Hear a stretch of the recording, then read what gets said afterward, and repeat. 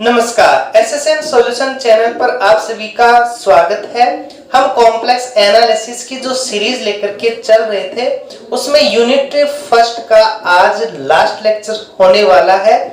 आज का लेक्चर हम चैप्टर फर्स्ट के वो क्वेश्चन इंक्लूड कर रहे हैं जो मोस्टली हमसे अल्टरनेटिव पूछा जाता है, और इसमें भी एक क्वेश्चन ऐसा है जिसको आपको बिल्कुल भी छोड़कर नहीं जाना, उसको आपको करके जाना है। ओके, तो यूनिट फर्स्ट के अंदर हमने थर्ड चैप्टर को अच्छे से किया है। आशा है आपके समझ में आया होगा और आप फुल कॉन्फिडेंस के साथ में एग्जाम में क्वेश्चंस करके आओगे। और चैप्टर फर्स्ट भी आज हमारा कंप्लीट होने वाला है और कल से हम यूनिट सेकंड स्टार्ट करने वाले हैं। तो आज का जो हमारा चैप्टर फर्स्ट का क्वेश्चन फर्स्ट है, जो कि राजस्थान यूनिवर्सिटी 2018 में पूछा गया क्वेश्चन है। क्वेश्चन है जेड का बिंदु पथ ज्ञात कीजिए। जेड है, इसका हमें क्या निकालना है? लोकस। हमें क्या कंडीशंस दी हुई है? हमें ये कंडीशंस दी हुई है एम्पलीट्यूड z-1 अपॉन में z+1 इक्वल्स टू π/3। ओके, तो ये हमें कंडीशन दी हुई है। इस कंडीशंस की हेल्प से हमें z का बिंदु पथ निकालना है। तो हम चलते हैं इसका बिंदु पथ निकालने के लिए। वेरी सिंपल क्वेश्चन है, इसको हम लेकर के चल रहे हैं amplitude z-1 z+1 equals to π/3। Okay, ये जो एम्पलीट्यूड है ये एंगल्स को रिप्रेजेंट कर रहा है हमारा। तो ये एक फॉर्मूला होता है इसका कि एम्पलीट्यूड a अपॉन में b। ये आप 11th-12th क्लास में कॉम्प्लेक्स सेमिस्टर संख्याओं में पढ़ के आए होंगे। इसका फॉर्मूला होता है amplitude a minus amplitude b। Okay, ये हमारा फॉर्मूला होगा। तो यहाँ हम ये फॉर्मूला यूज करने वाले हैं। तो ये बनेगा हमारे पास में amplitude z-1 minus amplitude z+1 equals to π/3।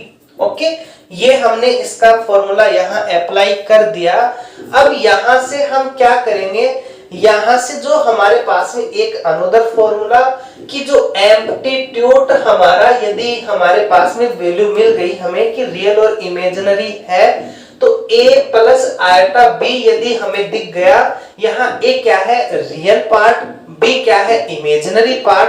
तो इसका फॉर्मूला होता है tan इनवर्स b अपॉन में a। ओके, इमेजिनरी पार्ट हमारा ऊपर, रियल पार्ट हमारा नीचे। ध्यान देना है यहाँ इस b के साथ आयटा को नहीं लेना, इस b के साथ आयटा हमें नहीं लेना। यहाँ केवल इमेजिनरी पार्ट और नीचे इसका रियल पार्ट आएगा।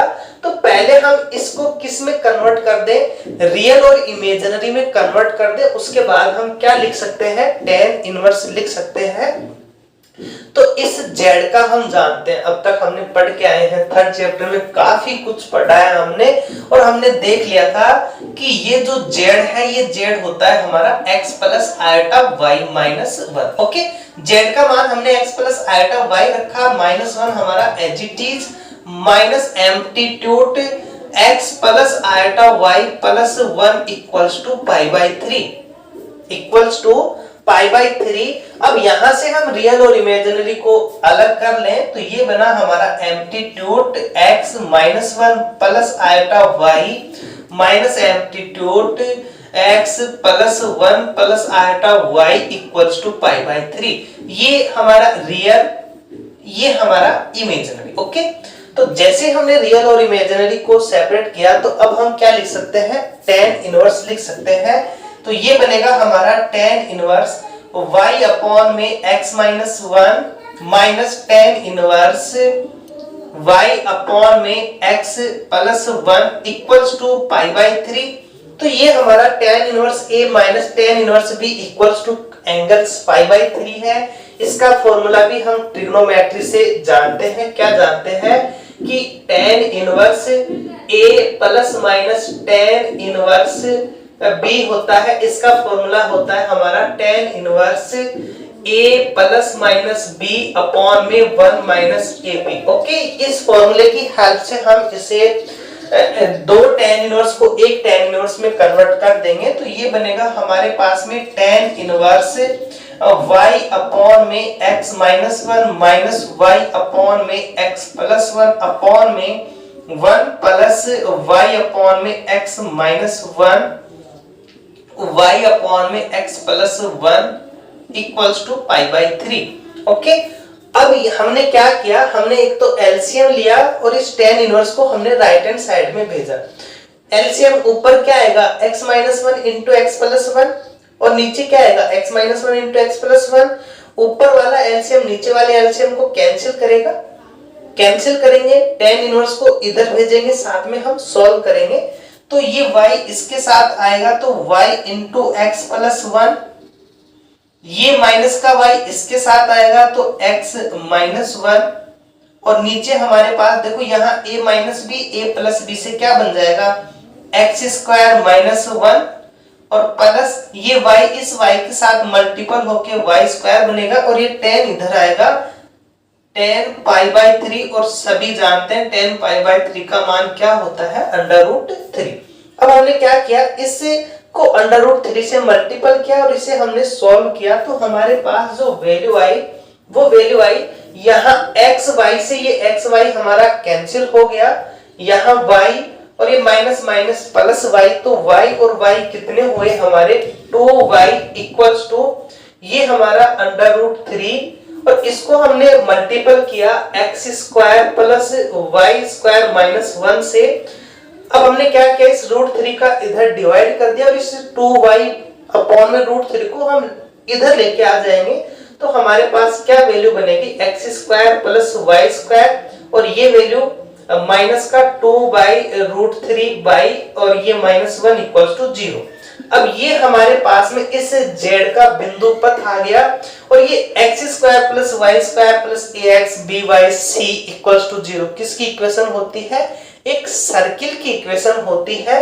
तो ये जो z का बिंदु पथ है ये क्या है, एक सर्किल की इक्वेशन है। ओके, नेक्स्ट क्वेश्चन हमसे जो पहले का क्वेश्चन था वो एम्पलीट्यूड से पूछा गया था, ये क्वेश्चन हमें मापांक या मॉड्यूलस से पूछा गया है और इसमें भी हमसे z का बिंदु पथ या लोकस पूछा गया है तो इसे भी हम सॉल्व करते हैं।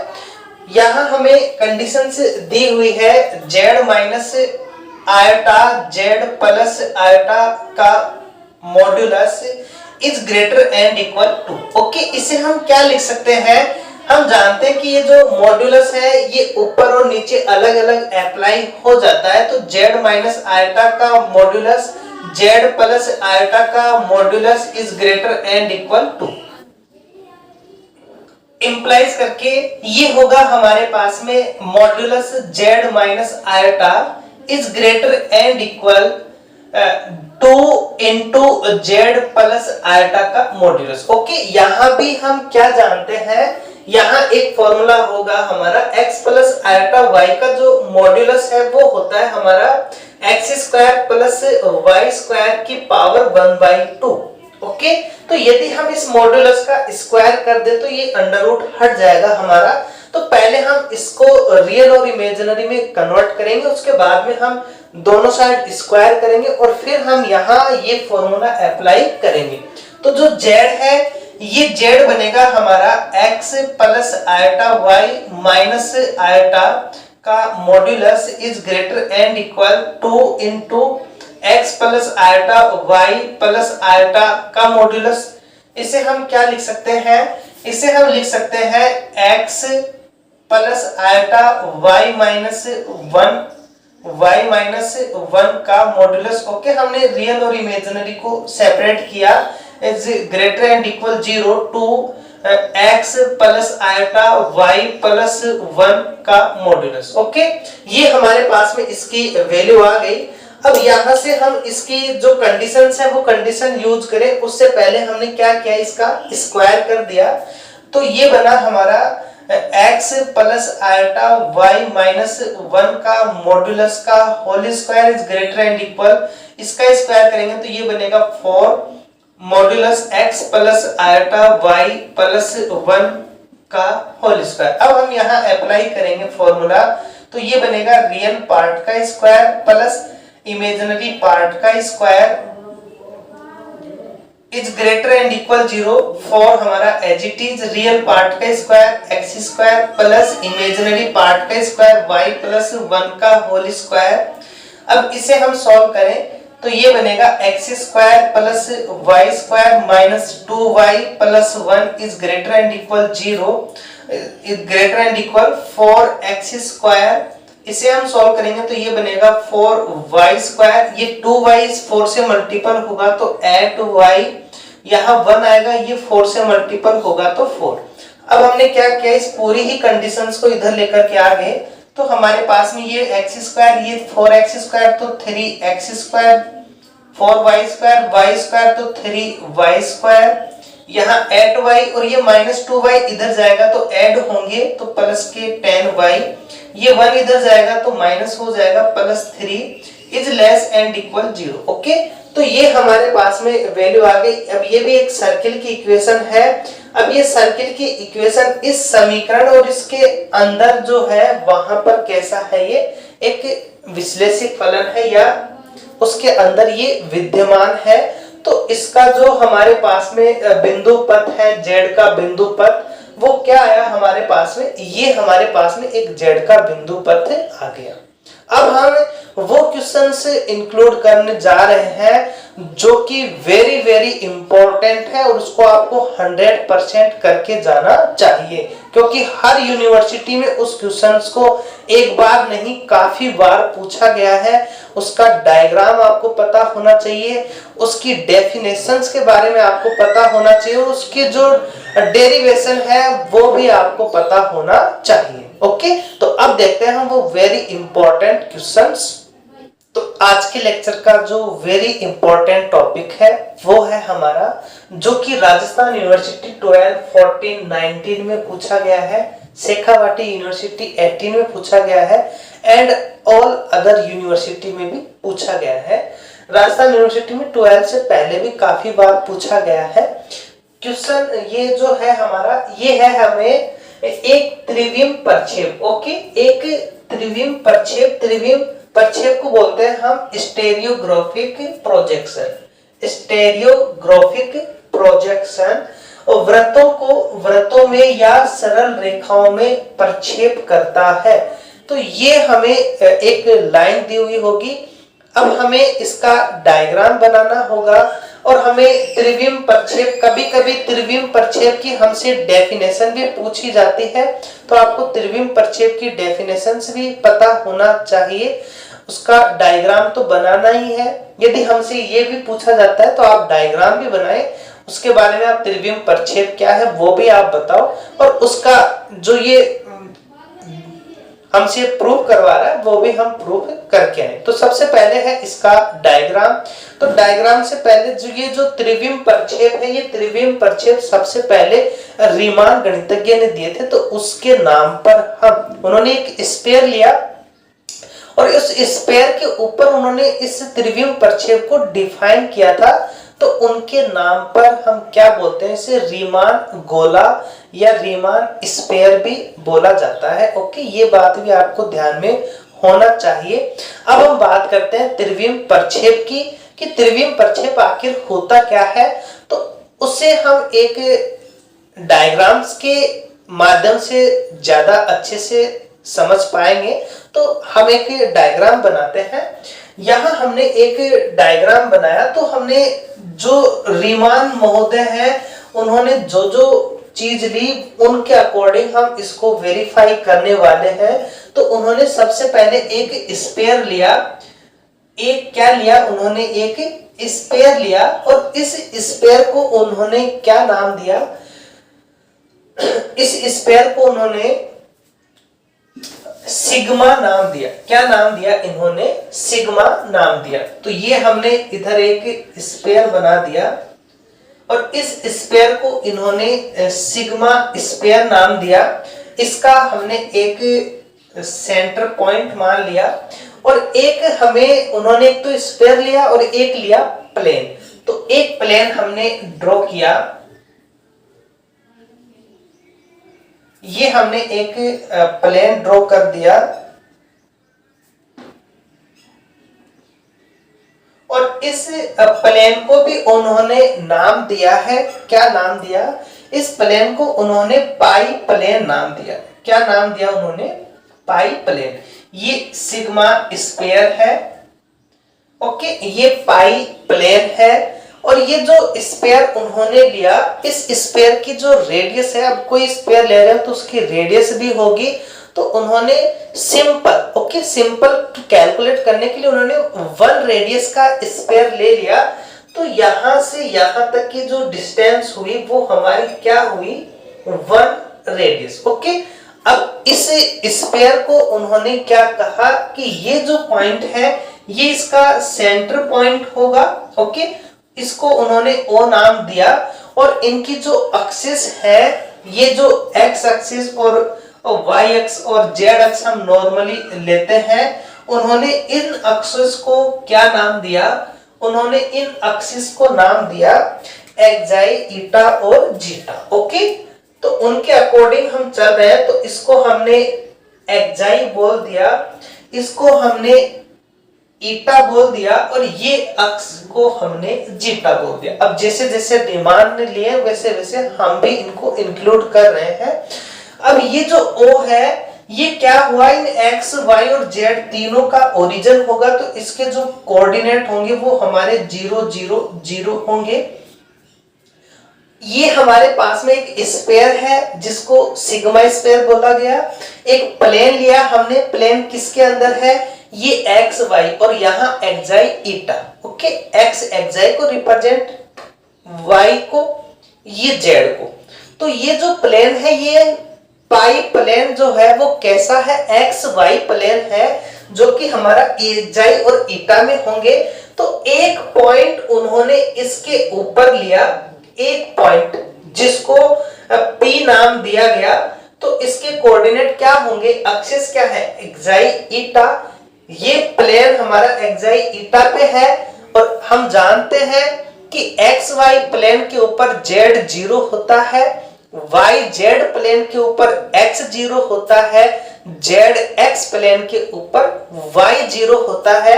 तो ये हमारा एक्स वाई प्लेन है, तो इसके ऊपर जेड का मान हमारा 0 होगा। तो एक्स और वाई के लिए उन्होंने इसको एक्साई ईटा और 0 नाम दे दिया। क्या नाम दिया इन्होंने, एक्स वाई, और ये जेड 0 के लिए। तो ये हमारे पास में इसके पॉइंट ले लिए, और एक पॉइंट उन्होंने इसके स्फीयर के ऊपर लिया।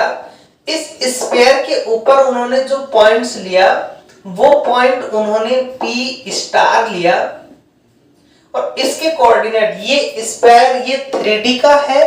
3D का मतलब इसमें तीनों ही डायमेंशन इंक्लूड होगी, तो इसके कोऑर्डिनेट एक्साई ईटा और जीटा माने, ओके। ये P पॉइंट केवल एक्स वाई प्लेन पे है, तो एक्स वाई के मान है, जेड का हमारा 0। ये हमारा पॉइंट P स्टार जो कि एक्स वाई जेड तीनों पे है, तो इसके तीनों के वैल्यू आ गई। और यहां हमने एक डायमीटर ड्रॉ किया, तो डायमीटर क्या नाम दिया हमने, डायमीटर का ये तो पॉइंट, इसको हमने N दिया, ये O दिया और ये S दिया, ये हमने S दिया। ये N इसका उत्तरी जिसको नॉर्थ ध्रुव बोला गया, S इसका दक्षिणी, इसको साउथ ध्रुव बोला गया। अब देखो ये N कहाँ है, इसकी Z अक्ष के ऊपर है, और हम जानते हैं कि Z अक्ष के ऊपर x का मान भी 0 होता है और y का मान भी 0 होता है। तो इस N पॉइंट के जो कोऑर्डिनेट होंगे वो पहले हम x का लिखेंगे तो 0, फिर y का लिखेंगे तो 0, और फिर z का लिखेंगे। और ये हमने पहले ही देखा है कि ये स्फीयर किस रेडियस का है, 1 रेडियस का है। तो यहां से यहां तक की डिस्टेंस कितनी है, 1। तो इस n के कोऑर्डिनेट क्या आ गए हमारे पास में, 0 0 1 आ गए। अब हमने क्या किया, हमने ये जो n है इस P स्टार को हम जो हम मिलाएंगे उसको नाम दे देंगे। तो हमने क्या किया, इस N पॉइंट से इस P पॉइंट को मिलाया, एक स्ट्रेट लाइन द्वारा हमने इस N को इससे मिलाया, और जहां ये स्फीयर को काट रहा है उसे हमने P स्टार नाम दे दिया। इसके कोऑर्डिनेट हमने एक्साई ईटा और जीटा नाम दिए। ओके, क्या है, हमने N जो एक गोला है, उस गोले का जो सबसे टॉप वाला जो पॉइंट है, उस पॉइंट से हमने एक स्ट्रेट लाइन ड्रॉ की, और वो स्ट्रेट लाइन जो प्लेन है, सपोज हमने कोई बॉल है, किसी प्लेन के ऊपर बॉल को रखा, ओके, फर्श के ऊपर बॉल को रख दिया, और जो बॉल का जो टॉप है उस पॉइंट से हमने क्या किए, उस फर्श के काफी पॉइंट्स लिए, और उस टॉप वाले पॉइंट से हमने उस फर्श के जो पॉइंट्स है उनमें मिला दिया हमने एक स्ट्रेट लाइन के द्वारा। तो क्या होगा कि जो फर्श नीचे है, बॉल ऊपर है, तो यदि हम ये प्लेन यदि इसको ऐसे यदि मिलाएंगे, तब तो ये केवल इस N पॉइंट को ही टच करेगा और किसी को टच नहीं करेगा। लेकिन यदि हम इस N पॉइंट की स्ट्रेट लाइन यहां से भी यदि हम इस पॉइंट को मिलाते हैं, तो ये इसके किसी एक अनोदर पॉइंट को जरूर टच करके और फिर ये जाएगा। तो फर्श तो नीचे है, यहां हम इसके पॉइंट्स को मिलाएंगे, ऐसे हम इसको ड्रॉ करेंगे, पॉइंट्स को मिलाएंगे, तो ये हमारा क्या होगा, ये इस N के अलावा किसी एक अनोदर पॉइंट पर भी क्या करेगा, ये इसको टच करेगा। आप यदि इस S पॉइंट पर भी मिलाओगे तो भी वो N के अलावा इस S पॉइंट को टच कर रहा है। इसका मतलब उन्होंने क्या देखा कि जो प्लेन है, इस प्लेन के ऊपर जो भी पॉइंट्स हम ले रहे हैं, वो पॉइंट्स इस N के अलावा किसी एक पॉइंट से कनेक्टेड है। अब ये पॉइंट इससे कनेक्टेड हो गया, ये पॉइंट हमारा इससे कनेक्ट हो गया, और एक से ही हो रहा है, N के तो छोड़ दो, आप N के अलावा की बात कर रहे हैं हम। ऐसे ये पॉइंट हमारा इससे कांटेक्ट हो रहा है, तो ये एक का एक से जो संबंध बन रहा है, एक का एक से जो संबंध बन रहा है, इस संबंध को बोलते हैं हम एकेकी संगतता। क्या बोलते हैं हम, एकेकी संगतता, और इसको बोलते हैं 1-to-1 करेस्पॉन्डेंस। क्या बोलते हैं, 1-to-1 करेस्पॉन्डेंस, एकेकी संगतता। और ये जो एकेकी संगतता बन रही है, इस की जो रचना बना रहे हैं हम, इसको मिला रहे हैं, और इस मिलाने से जो ये जो एकेकी संगतता बन रही है, इस रचना को ही हम क्या बोलते हैं, त्रिविम प्रक्षेप बोलते हैं। क्या बोलते हैं, त्रिविम प्रक्षेप बोलते हैं। तो इसमें हमें ज्यादा कुछ नहीं करना, हमें एक सबसे पहले ये बता देंगे कि त्रिविम प्रक्षेप की खोज सबसे पहले रीमान ने की, उनके नाम पर हम इसे रीमान गोला बोलते हैं। यहाँ सिग्मा स्फीयर या गोला है, जिसकी इकाई त्रिज्या है, यूनिट रेडियस है, ओ इसका सेंटर पॉइंट है। एक पाई प्लेन लिया हमने, पाई प्लेन, इसको अर्गेंड प्लेन भी बोला जाता है, अर्गेंड समतल। कॉम्प्लेक्स के अंदर हम जो प्लेन लेते हैं उसे हम अर्गेंड प्लेन या अर्गेंड समतल बोलते हैं। पाई एक प्लेन लिया जो कि एक्स वाई में है, और इसका जो सेंटर पॉइंट है, इसका सेंटर पॉइंट भी क्या है, हमारा ओ है। अब हमने क्या किया, इसके जो प्लेन के जो पॉइंट है, उन पॉइंट से इस गोले के पॉइंट के बीच में एकेकी संगतता लाने के लिए हमने क्या किया, इस गोले का एक व्यास मान लिया NOS। अब हमने क्या किया, इस प्लेन के ऊपर जो भी बिंदु है उनको हमने N से मिलाया, तो वो N के अलावा गोले के किसी एक बिंदु से क्या होंगे, जरूर गुजरेंगे। तो जिस बिंदु से वो गुजर रहे हैं उनके साथ वो क्या बना रहे हैं, एकेकी संगतता बना रहे हैं, और इस एकेकी संगतता को हम क्या बोलते हैं, त्रिविम प्रक्षेप या स्टेरियोग्राफिक प्रोजेक्शन। ओके, इस एक की संगतता को हम त्रिविम परिच्छेद बोलते हैं। ये हुआ हमारे इस डायग्राम की बात। अब हम चलते हैं कहां, इसकी जो ये प्रूव करवा रहा है इस प्रूफ को हम अब करेंगे। ओके, ये हो गया हमारे पास में इसकी वे। ओके, अब हम इसे प्रूव करते हैं। तो हमें ये वैल्यू चाहिएगी, यहां हमारे पास में। ओके, ये थोड़ा सा क्योंकि यहाँ एक्साइट ईटा लिया है, यहाँ भी एक्साइट ईटा, तो इसको थोड़ा सा चेंज करेंगे। ये पॉइंट यदि इस पॉइंट पे होता तो हम एक्साइट ईटा इक्वल लेते, तो इसे हमने एक्स वाई ले लिया। ओके, ये थोड़ा सा चेंज हो जाएगा यहाँ, इसे हम एक्स वाई और इसे एक्साइट ईटा रहने देंगे। अब हम इसे वेरीफाई करें तो यहाँ सबसे पहले ये जो एक स्फीयर है, इस स्फीयर का सेंटर कहाँ है, ओरिजिन 0 0 पे, और इसकी रेडियस क्या है 1। तो इस स्फीयर की जो इक्वेशन होगी वो क्या होगी हमारे पास में, साई स्फीयर सिग्मा स्फीयर की जो समीकरण बनेगी वो क्या बनेगी हमारी, इसके जो एक्सेस हमने लिया है एक्साई square plus eta square plus zeta square. क्यों? क्योंकि इसका सेंटर पॉइंट 0 0 है, इक्वल्स टू रेडियस का स्क्वायर, और रेडियस क्या है हमारे पास में 1। तो ये आ गया हमारे पास में इक्वेशन फर्स्ट। अब ये जो गोला है स्फीयर, ये स्फीयर है, इस प्लेन और प्लेन का प्रतिच्छेद बिंदु और गोले का प्रतिच्छेद बिंदु है हमारे पास में। जो रीमान स्फीयर हम ले रहे हैं, यहां हमारे पास में जो कंडीशंस है, तो हम एक सर्किल और ड्रॉ कर दे इसके ऊपर। तो यहां हमने एक सर्किल ड्रॉ किया इस पॉइंट के ऊपर।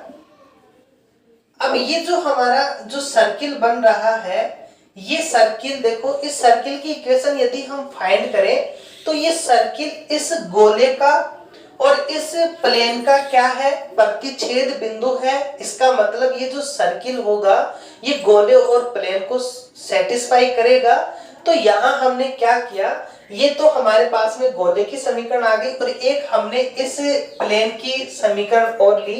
तो ये जो प्लेन की समीकरण बनेगी वो बनेगी हमारी a xi b eta c zeta plus d equals to 0। इसको दे दिया हमने इक्वेशन नंबर सेकंड। ओके, ये जो सर्किल बना, इस सर्किल की हमने इक्वेशंस मान ली। ये अब यहां से जो हम कंडीशंस लें, तो एक ये हमारा एन पी और ये P. Okay, N P star व पी एक सरल रेखा में है। ओके, एक सिंपल लाइन के अंदर है। तो ये हम जानते हैं कि कोई लाइन के ऊपर जो हम पॉइंट्स लेते हैं उनके जो दिक् अनुपात डायरेक्शन रेशियो है वो इक्वल होगा हमारा।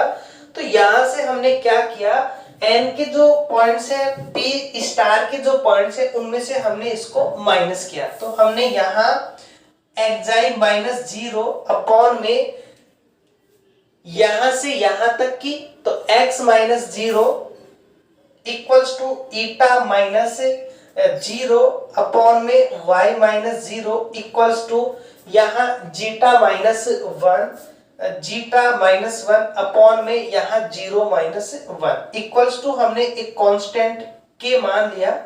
तो यहाँ से जो हमने के की जो इक्वेशन ली, वो इक्वेशन यहाँ से बनेगा हमारे पास में एक्साई का मान बनेगा के एक्स, यहां से ईटा का मान बनेगा y के, और यहां से जो जीटा बनेगा हमारा वो बन जाएगा हमारा 1 माइनस के।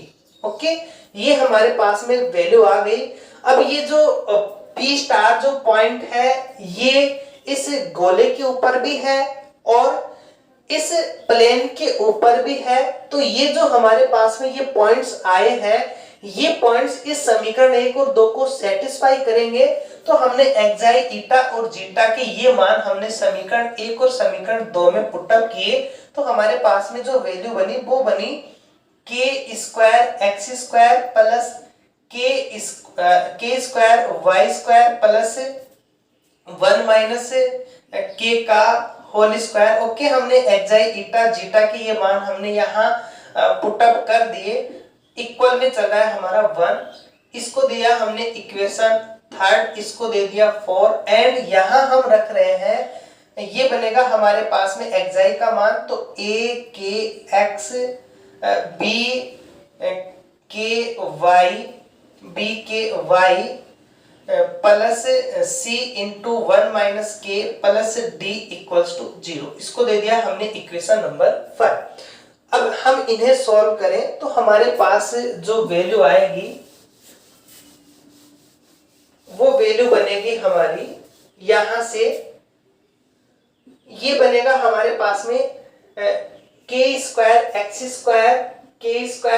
Square plus k square y square, ये बनेगा हमारा 1 minus 2k plus k square equals to 1 से 1 कैंसिल हो जाएगा और इस पूरी इक्वेशन में k कॉमन आ जाएगा, तो हमारे पास वैल्यू बनेगी, यहां से हमने k कॉमन लिया तो ये बना हमारा x square plus y square plus यहां हमारे पास में k स्क्वायर है हमारे पास में, तो यहाँ जो k स्क्वायर की वैल्यू है वो हमने एक जगह ली x square plus y square plus 1 और ये इक्वल माइनस का 2k इक्वल्स टू 0। ओके, 1 से 1 कैंसिल हो गया, ये वैल्यू k स्क्वायर हमने कॉमन ले लिया, तो यहां से हमारे पास जो कंडीशन आई k हमने कॉमन लिया तो ये बना एक्स स्क्वायर वाई स्क्वायर 1 और ये k minus 2 equals to 0।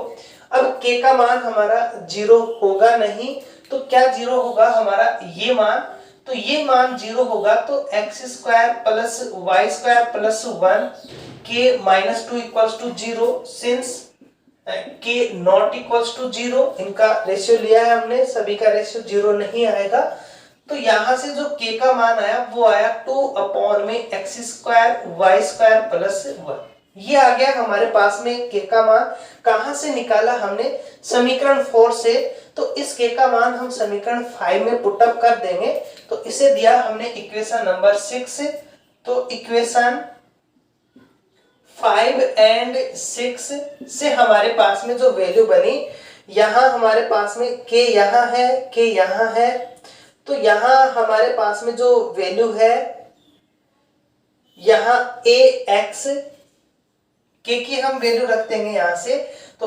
ax plus by और ये k का मान 2 अपॉन में x square plus y square plus 1 plus c plus d और ये माइनस का ck, तो ये माइनस का c, k का मान हमने रख दिया 2c अपॉन में x square plus y square plus 1 equals to 0। Okay, ये हमारे पास में वैल्यू आ गई। अब हमने x square plus y square plus 1 LCM ले लिया, तो हमारे पास में वैल्यू बनी ax प्लस by और ये हमारा 2 प्लस यहाँ ये माइनस का 2c